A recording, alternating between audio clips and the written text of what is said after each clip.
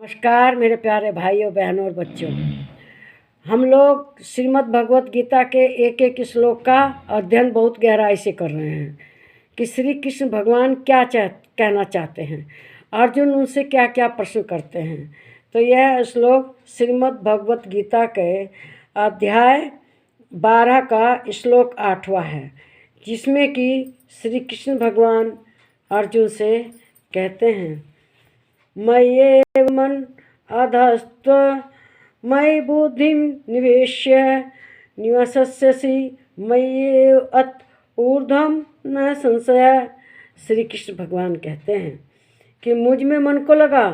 और मुझ में ही बुद्धि को लगा, इसके उपरांत तू मुझ में ही निवास करेगा, इसमें कुछ भी संशय की बात नहीं है।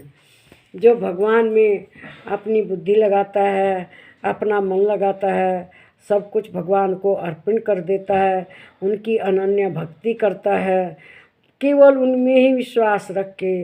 उनका दिन रात चिंतन करता है, उनकी साकार पूजा करता है, मतलब खूब सुंदर मूर्ति लेकर मंदिर में उनको पंचामृत से स्नान करा के उन्हें पंचोपचार पूजा करता है और उनके भजन कीर्तन गाता है और कानों से उनके भजन सुनता है, हाथों से उनके लिए माला गूंथता है और उनके जो शरीर पर है वो सुगंधित लेप करता है। इस तरह से उनके दर्शन करता है, जो आँखें मतलब सब इंद्रियों को उन्हीं में लगाए रखता है, उन्हीं का स्मरण करता है। ऐसा करने से क्या होता है, वह मोक्ष को प्राप्त होता है। वे स्पष्ट कहते हैं कि तू केवल मुझ में ही अपनी बुद्धि को लगा, इधर उधर अन्य जगह मत लगा। और जो लोग दूसरे देवता को पूजते हैं, इधर बहुत से देवी देवताओं को पूजते हैं, तो श्री कृष्ण भगवान ने स्वयं कहा है कि वह सब कहाँ जाता है, कृष्ण भगवान को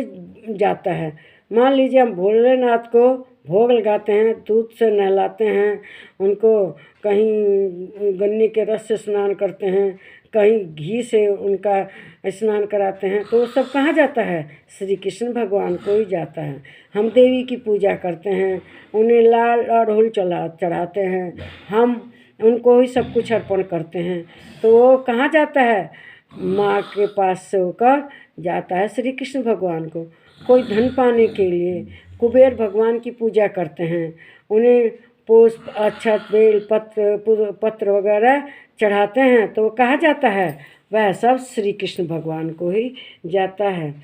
तो वे कहते हैं कि जब तुम मेरे बुद्धि को लगाएगा, बुद्धि में मन लगाए, अपनी बुद्धि को भगवान में लगाएगा, उसके उपरांत वह मुझ में ही निवास करेगा। मतलब भगवान में मन बुद्धि लगाने से आदमी भगवान में ही निवास करता है,